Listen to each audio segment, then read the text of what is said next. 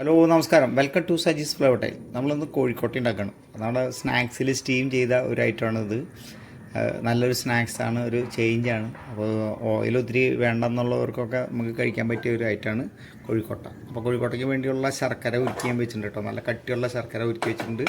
അതിൽ നമുക്ക് തേങ്ങയിട്ട് വിളയിച്ച് വയ്ക്കുക. തണുത്തതിന് ശേഷമാണ് നമ്മൾ കോഴിക്കോട്ട അതിൽ സ്റ്റഫ് ചെയ്യേണ്ടത്. അപ്പോൾ സ്റ്റഫിങ്ങാണ് നമ്മൾ ആദ്യം ഉണ്ടാക്കി വയ്ക്കുന്നത്. കാരണം അതൊന്ന് തണുക്കണം. ഈ സമയത്ത് നമ്മൾ അതിൽ നല്ല കട്ടി ഉണ്ടാവണം, നല്ല മധുരം ഉണ്ടാകണം. നമ്മൾ അധികം ഉണ്ടാക്കണില്ല. ഇത് 3-4 ഫില്ലിങ്ങാണ് ഇതുള്ളത്. നിങ്ങൾക്ക് ഈ സ്റ്റഫിങ് എന്ത് വേണമെങ്കിലും ഇടാം എന്നുള്ളതാണ്. അവൽ നിങ്ങൾക്ക് ഇടാവുന്നതാണ്. ഞങ്ങൾ കാരണം വിളയിച്ച എന്നാണ് പറയുക ഇതിന്, തേങ്ങ വിളയിച്ചത്. ഇതിൽ ഇനി നമ്മൾ ഒരു അല്പം ഏലക്കായ, ജീരക, അതുപോലെ ചുക്ക് പൊടികൾ ചേർക്കട്ടോ. അപ്പോൾ നമ്മൾ മിക്സ് ആയിട്ടുള്ള ഒരു പൊടി ഉണ്ടാക്കി വെച്ചിട്ടുണ്ട്. അത് നമ്മൾ ഒരു ശകരം, ഒത്തിരി വേണ്ട, ഒരു ശകരം, അതെ ഒരു 1/4 സ്പൂൺ എന്ന് പറഞ്ഞാൽ 2 പിഞ്ച് കേട്ടോ. നല്ല ഫ്ലേവർ കിട്ടണം. അത്ര മതി.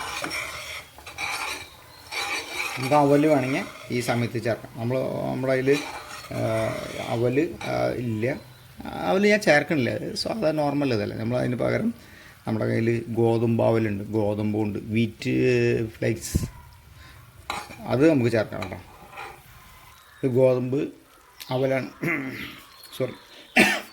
ഗോതമ്പ് അവലാണ്. ഇത് നമുക്ക് ചേർക്കാം.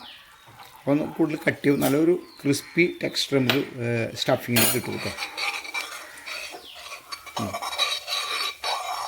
ഇപ്പോൾ എക്സസ് വാട്ടറൊക്കെ ഉണ്ടെങ്കിൽ അത് വലിച്ചെടുത്തോളൂ. അപ്പോൾ നല്ല മണം വരുന്നുണ്ട് കേട്ടോ. ഏലക്കായുടെയും ചുക്കിൻ്റെയും ജീരകത്തിൻ്റെയൊക്കെ വിളയിച്ച മണം. അതിൻ്റെ കൂടെ നമ്മൾ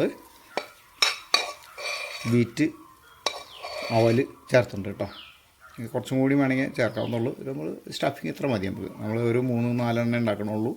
അതിനുള്ള സ്റ്റഫിങ് ആയി. അപ്പോൾ നമ്മൾ തണുക്കാനായിട്ട് വയ്ക്കുക. ഇനി മാവ് കുഴയ്ക്കുക. റൊട്ടി ഉണ്ടാക്കാനായിട്ടുള്ള അടുത്ത പടി നമ്മൾ അതിന് വേണ്ട മാവ് തയ്യാറാക്കണം. അതായത് ഡോ തയ്യാറാക്കാൻ വേണ്ടിയിട്ട് നമ്മൾ എത്രയാണോ അരിപ്പൊടി എടുക്കുന്നത് അത്ര തന്നെ നമ്മൾ തേങ്ങാപ്പാൽ വയ്ക്കണം. അതിനുവേണ്ടി ഞാൻ ഒരു ഗ്ലാസ്സാണ് എടുത്തിരിക്കുന്നത് കേട്ടോ. ഗ്ലാസ്സോ നിങ്ങളുടെ കയ്യിലുള്ള അളവ് പാത്രം ഏതായാലും ഞാൻ ആദ്യം ഉണ്ടാക്കണമെങ്കിൽ അത് 3/4 ഗ്ലാസ് കേട്ടോ തേങ്ങാപ്പാൽ. ഡോ കുഴയ്ക്കാനായിട്ട് തേങ്ങാപ്പാൽ വെച്ചിട്ടുണ്ട്. അതിലേക്ക് നമ്മൾ ഉപ്പ് ചേർക്കണം കേട്ടോ. അരിപ്പൊടി ഇടാൻ പോകണം കേട്ടോ. നമ്മൾ പാല് നന്നായിട്ട് തിളച്ചു, നമ്മൾ അത്ര തന്നെ അരിപ്പൊടി ഇടാം. ഇപ്പോൾ നമ്മൾ പത്തിരിക്ക് ഒക്കെ കുഴക്കണ്ടല്ലോ, അല്ലെ നൂൽപുട്ട്, അതിന് കുഴക്കണം. അതേപോലെ തന്നെ ഡോ കേട്ടോ. നല്ല സ്മൂത്ത് ഡോ ആക്കണം. അപ്പോൾ എന്താ വെച്ചിട്ടുണ്ടെങ്കിൽ എത്രത്തോളം കട്ടി കുറയ്ക്കുന്നോ അതായത് സ്റ്റഫിങ് കൂടുതലും ഡോ കുറച്ചുണ്ടെങ്കിൽ നല്ല ടേസ്റ്റ് കൂടും കേട്ടോ. തേങ്ങാപ്പാലിൽ അല്ല വെള്ളത്തിൽ വേണമെങ്കിൽ കുഴക്കുന്നവരൊക്കെ ഉണ്ട്, നിങ്ങളുടെ ഇഷ്ടം പോലെ കേട്ടോ. അപ്പോൾ ഉപ്പ് മാത്രമേ ഇടണുള്ളൂ. അല്പം വേണമെങ്കിൽ ഇത് ജീരക ഫ്ലേവറൊക്കെ വേണമെങ്കിൽ ഇതിൽ ചേർക്കാം കേട്ടോ. നിങ്ങളുടെ ടേസ്റ്റ് പോലെ നിങ്ങൾക്ക് ചെയ്യാം. നല്ല ഡോ, അടിപൊളി ഡോ ആയിരിക്കണം, സ്മൂത്ത് ആയിരിക്കണം. ഒന്ന് തണുത്തതിന് ശേഷം കൈകൊണ്ടൊന്നുകൂടി ഡോ കുഴച്ച് കഴിഞ്ഞാൽ നല്ല ഡോ ആയി. അല്പം ഒന്ന് തണുക്കാനായിട്ട് വയ്ക്കുക. എന്നിട്ട് കൈകൊണ്ട് കുഴച്ച് ഡോ നന്നായിട്ടൊന്ന് നീഡ് ചെയ്യണം കേട്ടോ. കാരണം എന്നാലേ നമുക്ക് തിന്നായിട്ട് ഇത് പിടിക്കാൻ പറ്റുള്ളൂ. നമ്മുടെ പത്തിരി അല്ലെങ്കിൽ പിടിരിയൊക്കെ ഇതേപോലെ തന്നെയാണ്, വലിയ വ്യത്യാസമൊന്നുമില്ല കേട്ടോ. അപ്പോൾ അതായത് നന്നായിട്ട് കുക്കായിട്ടുണ്ട്. ഡോ നന്നായിട്ട് കുക്കായിട്ട്, അതാണ് അതിൻ്റെ പ്രത്യേകത കേട്ടോ. ഒന്ന് തണുത്ത് കഴിഞ്ഞാൽ നന്നായിട്ട് നമുക്ക് ഒന്നുകൂടി കുഴയ്ക്കാം. പക്ഷേ ചൂട്ടോടുകൂടി, ഒരു ചെറിയ ചൂടോടുകൂടി കുഴച്ചെടുത്താലേ നന്നായിട്ട് സ്മൂത്ത് ആവുള്ളൂ. ഇത് വറുത്ത പൊടിയാണ് ഉപയോഗിക്കുന്നത്, നൈസായിട്ടുള്ള പൊടിയാണ് ഉപയോഗിക്കുന്നത്. അതാണ് അതിൻ്റെയൊക്കെ പ്രത്യേകത കേട്ടോ.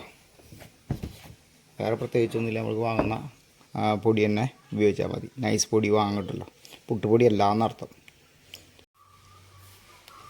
അപ്പോൾ നമ്മുടെ കോഴിക്കോട്ടയ്ക്ക് വേണ്ട ബോൾ റെഡിയാണ്, അതിൻ്റെ സ്റ്റഫിങ് റെഡിയാണ്. ഇനി നമുക്ക് ബോൾ ഒന്ന് ഫ്ലാറ്റാക്കാം. കയ്യിൽ വെച്ച് നല്ല സ്മൂത്ത് ഡോയായിരുന്നെങ്കിൽ നല്ല പൊട്ടാതെ തിന്നായിട്ടിടാം. എത്രത്തോളം തിന്നാവുന്നോ അതായിരിക്കും ഇതിൻ്റെ കൂടുതൽ ടേസ്റ്റ്. സ്റ്റഫിങ് നിങ്ങൾക്ക് എന്ത് വേണമെങ്കിലും ഉണ്ടാക്കാം കേട്ടോ.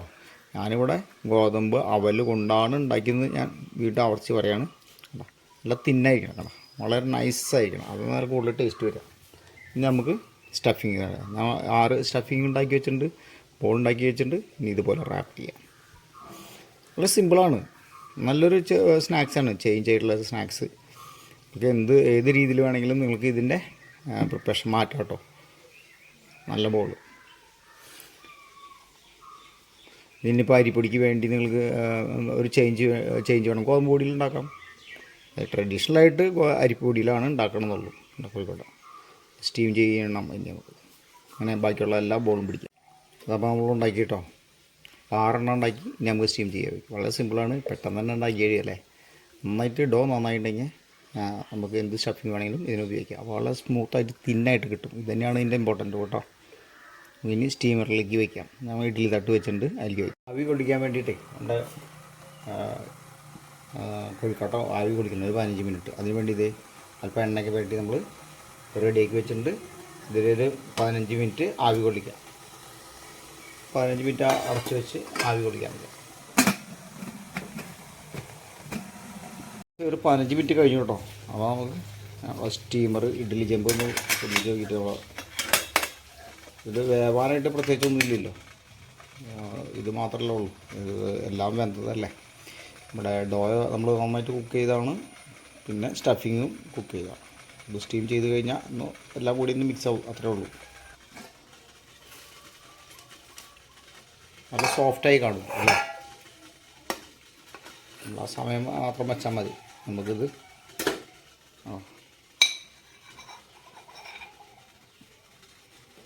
എല്ലാവരും പാത്രത്തിൽ അല്പം ഒന്ന് ചൂടാറി കഴിഞ്ഞാൽ നമുക്ക് കഴിക്കാം. അപ്പോൾ നല്ല കോഴിക്കട്ട റെഡിയാണ്. തീർച്ചയായും നിങ്ങളെല്ലാവരും ഉണ്ടാക്കി നോക്കണം. നിങ്ങളുടെ അഭിപ്രായം പറയാൻ മറക്കല്ലേ.